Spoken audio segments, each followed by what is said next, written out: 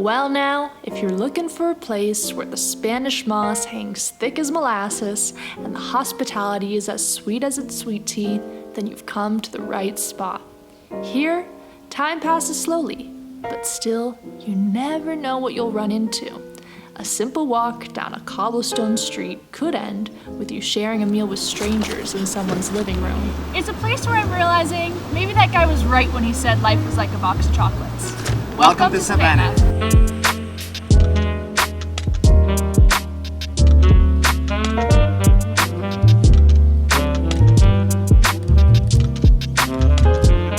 Georgia encompasses the story of two Souths. The old South of Savannah with its elegant homes and moss-draped oaks, and the new South of Atlanta with its bustling high-rises, strong sports culture, and hot food scene. In this two-part series, we're taking you with us to experience the two sides of Georgia. And we're starting it off in Savannah. We're so excited to be partnering with the Visit Savannah Tourism Board to explore our 10th U.S. state on our journey to visit every state in the USA and Mexico. Here, our mission is to learn Savannah's past, eat some traditional Southern cuisine, and also see as much beautiful architecture as we can. Who's ready to start exploring? I think we have the perfect activity to see what Savannah's all about. Vámonos!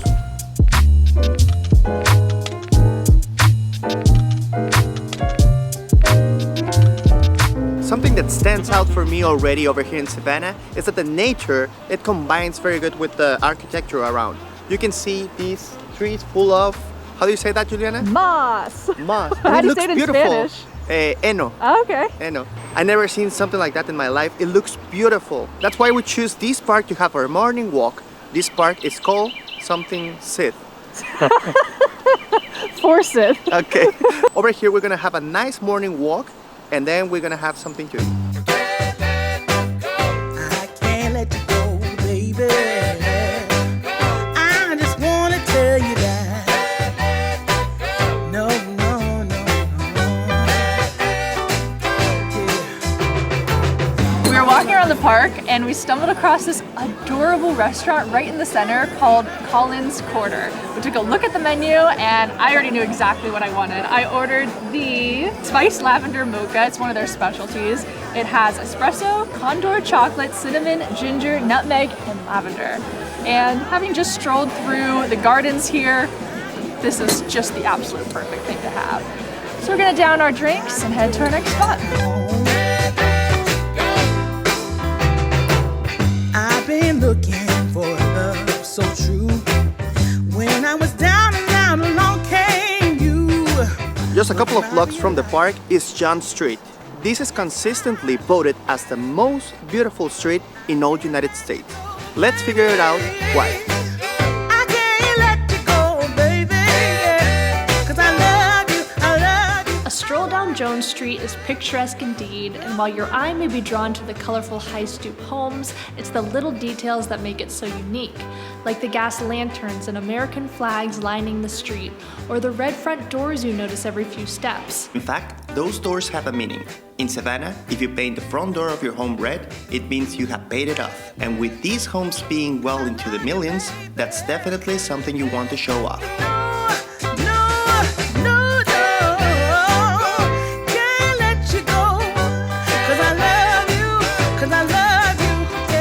Now, one thing we're loving about Savannah is that it's such a walkable city, and that's the type of places we love. It's said to be that Savannah has some of the best city planning, and the reason for that is that it was all based around planning around 24 squares, 22 of which still exist today, and our mission right now is to find some of the best ones. That's right.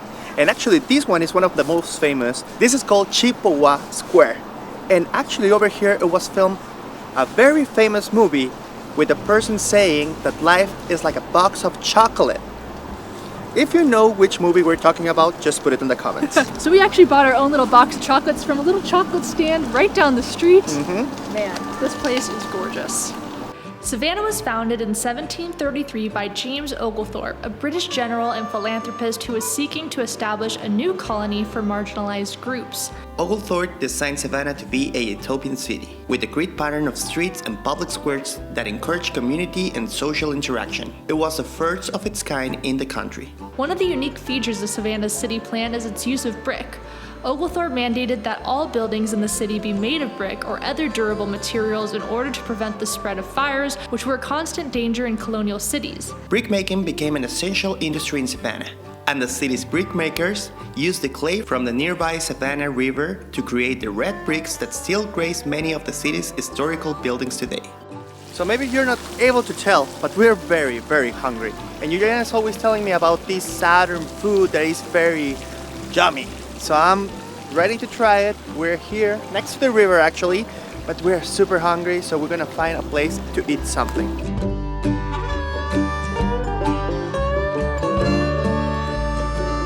River Street is a must when you're in the city. This historic street, once the hub of the city's thriving trade and commerce, is now home to restaurants, boutiques, and rooftop bars. We headed to a little restaurant called Big's River Grill to try a few southern dishes, including a classic appetizer, fried green tomatoes. These tangy, crispy treats are made from unripe green tomatoes that are coated in a batter before being fried to golden brown perfection.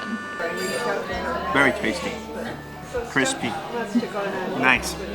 So far so good. Okay, Juliana ordered shrimps and what? Shrimp and grits. Shrimp and grits. I ordered chicken and waffles, and Juliana really liked how it looks, and she asked me to trade, and I'm happy to get that. I didn't understand what was that till I saw it, and it looks very yummy. So we're gonna swap. Shrimp and grits is a classic low-country dish you'll find in the Carolinas and Georgia, consisting of shrimp and grits.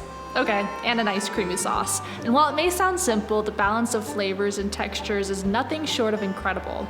Then there's chicken and waffles, which, just like our other dish, is self-explanatory by its name. You tried, Jules? You were right. It's like oatmeal, but it's not oatmeal. You explained me it has corn, right? Mm-hmm. And with the shrimp, it tastes delicious. It's a weird texture in your mouth, but I really like it. I'm glad we swapped. So I'm almost done with the chicken and waffles. Delicious. Some of the best fried chicken I've ever had. I was telling the ladies next to us, I'm from California. We don't have as good a fried chicken there. And they said, Georgia probably has some of the best in the world. Man, that was a good lunch, a good southern lunch. But now we have to explore more about Savannah. And if you're like me, you like to walk, this city is very friendly with pedestrians. But also you can miss a lot of things that you don't know about this city. That's why we're taking the trolley in order to see all around. It has 15 stops, it takes around 90 minutes, and they will tell you a lot of history in Savannah. Also, the good thing about this is you can hop on, hop off whenever you want in these 15 stops.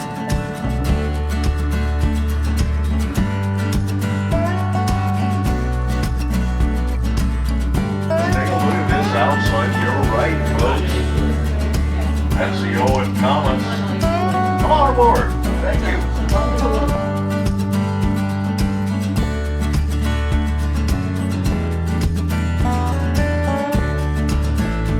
That tour was awesome, and I think that by the end of it, two things will happen to you.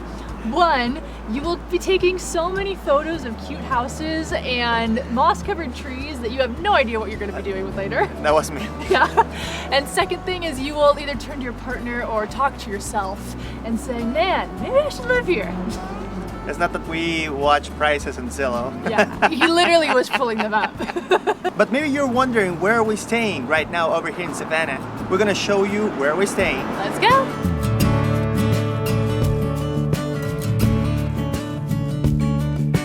The Bluff is a Hilton Tapestry Collection hotel, which is one of Hilton's hand-picked original hotels focused specifically on travelers like us who want to immerse themselves in local culture. We've been loving staying at these properties during our travels because each one has a unique boutique hotel style experience with all the amenities and benefits of the Hilton Honors Loyalty Program. At the Bluff, classic Southern hospitality meets modern charm. The location is phenomenal, just steps from River Street in downtown Savannah. And there's also thoughtful amenities like an espresso machine in your room, lobby bar with speakeasy-inspired cocktails, high-speed internet, and optional breakfast, which, yes, has the classic Southern dish. Biscuits and gravy. Biscuits and gravy. But my favorite part of this place is that it's in walking distance from all the attractions of the city center. Yeah, and one really cool thing, they have something I actually haven't seen at many other hotels before. They have a shuttle that can actually take you to different parts around town, which is such a nice perk.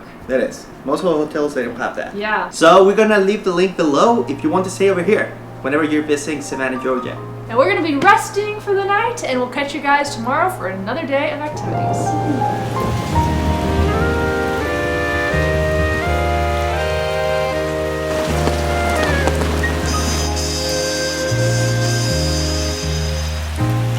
Well, it looks that it's gonna be rain for a couple of hours.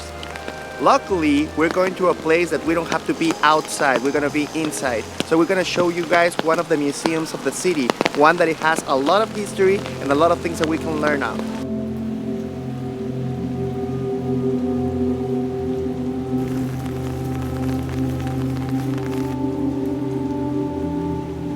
For many years, the city was a hub of the transatlantic slave trade, and thousands of enslaved people were brought to the area to work on the plantations and in the homes of wealthy merchants and politicians. The Owens Slave House is an important site to visit because it offers a window into this troubling past. Visitors can witness the stark contrast between the opulent, well-furnished living spaces of the home's owners and the cramped, basic living conditions of the enslaved people who worked there. It's a sobering reminder of the economic and social divide that characterized the antebellum South. I'm curious to hear your thoughts, Martine. I like it. It's very impressive, you know, like it makes a big impression whenever you can see the difference in how the slaves lived and how the wealthy they used to live with the master. You know, it was like, wow, you can read about that, but whenever you go over there, you can feel it. It's like, wow. Yeah, and as you guys know, Martine and I are trying to visit every state in the USA and Mexico with this goal of seeing the beauty of each other's countries and changing our perspectives. But it's been quite a powerful and shameful experience to explain to Martine the dark, ugly history of slavery in my country, which still has repercussions here today on society. It's a topic that's definitely still very sensitive and painful for many people, but by visiting places like this, you can play a small part in ensuring that this piece of history is not forgotten and that we continue to learn from the past and move forward. So for this museum, if you're not reading or hearing anything that they try to tell you, you can just be over there for 10 minutes, literally. Yeah.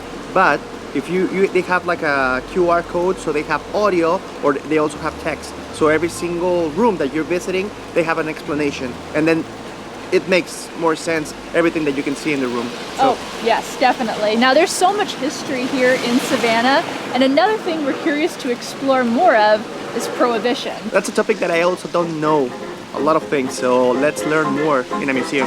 I think I know just the spot. Savannah, Georgia is a city that knows how to have a good time. But things got a little dicey during the era of Prohibition. At the American Prohibition Museum, we'll learn all about it. In 1920, the country decided that alcohol was the devil's juice and banned the sale and consumption of booze, and Savannah was one of the first cities to institute prohibition. But Savannah wasn't gonna let a little thing like a national law get in the way of their party plans. Prohibition led to a rise in illegal speakeasies all over the city where people could still get their drink on. Legend has it that the tunnels underneath the buildings were used to smuggle alcohol in and out. Prohibition finally ended in 1933, and Savannah went back to its old ways of drinking and having a good time. However, there are still tons of speakeasies today, including one in the museum itself. But we were more interested in a quieter one down the street, Alley Cat Lounge. I don't know if we're in the right place. I mean, we're in a parking lot, and there's a drive-through bank. We'll see.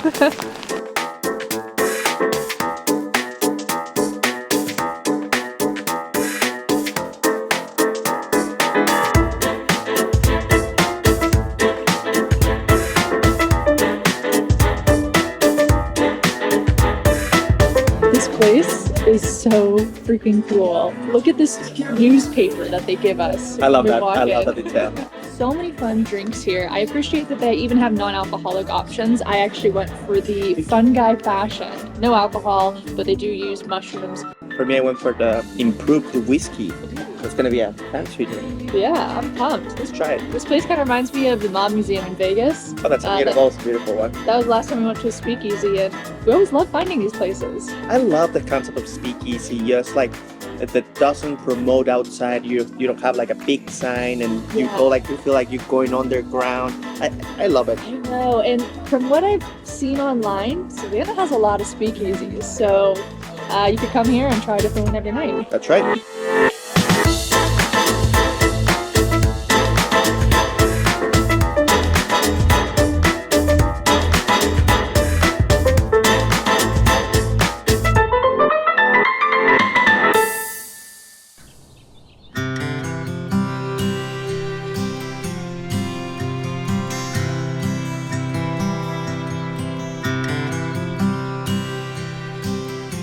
It's our third day here in Savannah, and luckily the sun came out, which is perfect timing because our next activity is outdoors. We're here in the Aventura Cemetery, and we're going to take a look around.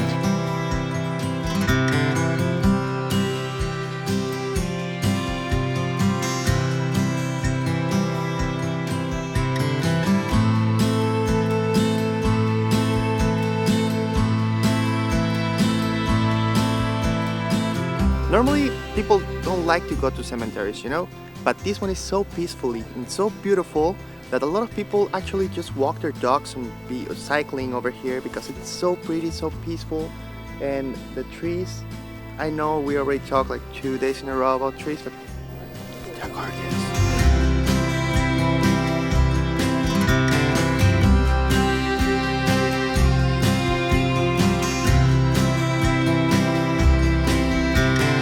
So it's our last breakfast here in Savannah, and we're here at Little Duck Diner, and nothing sounds better than some biscuits and gravy. Oh my God, so good.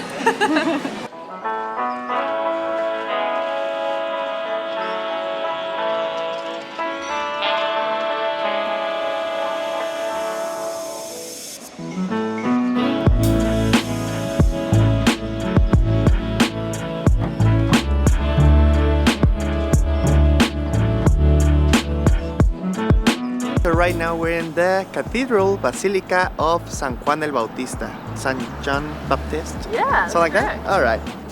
It's called the Sistine Chapel of the South. I don't like when people they make those kind of comparisons, but let's see how it looks inside.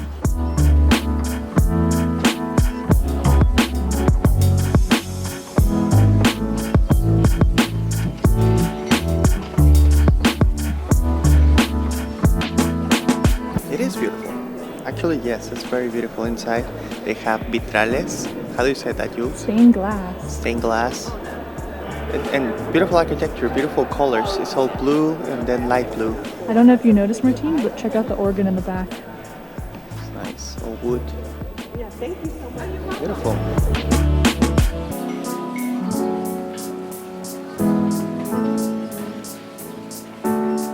The journey to find the best traditional Southern food in Savannah continues, and we're heading to a spot that you have to get here bright and early for, stand in line for a bit, but it has some of the best traditional Southern food in the state.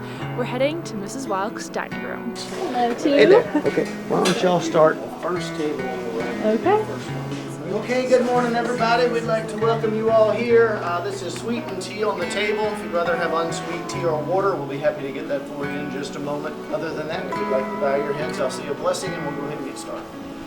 Dear Lord, bless this food to us and us to thy service. In Jesus' name we pray. When you think of Southern hospitality, you think of Mrs. Wildks' dining room. This historic restaurant has been serving up classic Southern dishes for over 70 years and still as popular today as it was when it first opened. You sit at communal tables with strangers who will soon become friends, and you all enjoy a home-style meal together. It's the epitome of Southern hospitality where everyone is welcome and treated like family. And then there's the food. Mrs. Wildks serves up classic Southern dishes from fried chicken to collard greens, macaroni and cheese to black-eyed peas. Everything is cooked fresh, from scratch, and with love. Pick and pass. Okay, sounds good. Pick up the bowls. We're seated over here with all the people that just arrived. They just passed all the dishes. There are a ton. I thought there would be like 5 or 6. No, there are like 20. It's And then like Thanksgiving all over again. There's Thanksgiving. Actually, it's nice because they say a little prayer before they serve everything. But my plate is full of different dishes. bed. But I'm hungry, so it's gonna be good.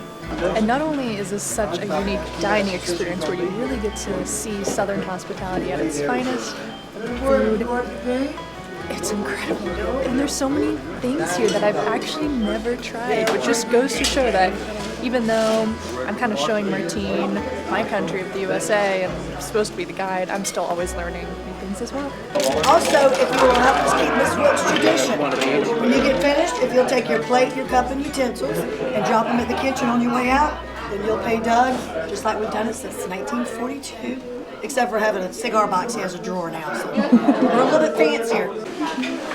Thank you very much. So this is the last spot we're visiting over here in Savannah, and it's called Wormslow Historic Site.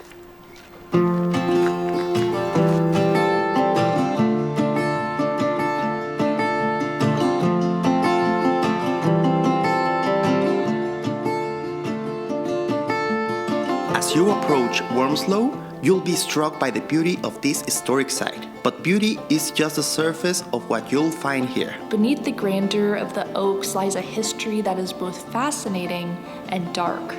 The site was once the home of Noble Jones, one of the original settlers of Savannah, and a large plantation that relied on the labor of enslaved individuals. Visitors to Wormslow can enjoy a few different hiking trails while also learning about the life of Noble Jones and the people who lived and worked there. Wormslow is a place where beauty and darkness coexist. It's a place that reminds us of the past, but also the power of nature and the beauty of life.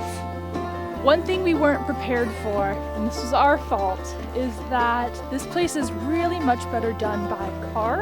We got here by Uber. It's still possible, but just be aware that at the gate you do have to walk 1.5 miles to get to the visitor center. So probably a car would have been better for this spot. Luckily, we like to walk. Yeah, luckily we got some step goals to reach, Martine. I couldn't think of a better spot to finish our video than this beautiful place. Yeah, I mean, Savannah has surprised us in a million ways, and I'm so excited because in this year already I found my new favorite spot in Mexico, which is Holbox. We showed it a few weeks ago, and now my new favorite spot in the USA, Savannah. Our adventures continue in the state of Georgia because right now we need to go to Atlanta to discover the new South. Yeah, so stay tuned for that. We'll see you guys in the next one. So long. Travel well. And make the world your neighborhood. See you guys next time. Bye. Bye. The best way to support us as we make these videos is to subscribe and leave a comment so this video can reach a wider audience. You can also check out our Buy Us a Coffee link in the description to contribute directly to helping us upgrade our gear. And don't forget to check out our other social media sites and our Spanish channel, Bitácora de Viajero, where we make these exact same videos in Spanish.